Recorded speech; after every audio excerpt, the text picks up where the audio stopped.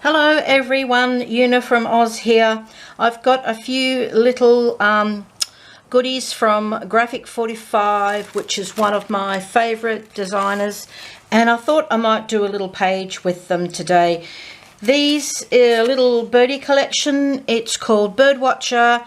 It's just beautiful. I think it's from last year. I really love it because I love the birds.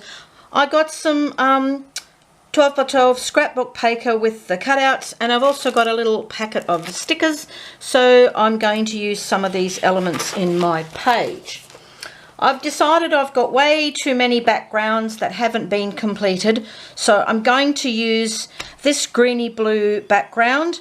It was just a abstract kind of painting, and I cut it into strips and glued it down quite a while ago, but I thought it was worth doing.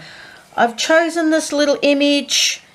I've got a little journaling card here I've cut in two. This is from a Tim Holtz collection. I've also got a little spray of flowers, again from a Tim Holtz collection. I've got a little bit of paper. I'm going to try and add some pink tones to match the flowers. This one's a pretty good colour. These just came in a little collage Emphera pack. I'm going to spray these and give them a little pink tone with the Distress Oxide Worn Lipstick. I'm going to edge the page in the Distress Oxide Rustic Wilderness to give it a border. I've chosen a little flower stamp. This is a Kazaz stamp. I think it's a retired one now.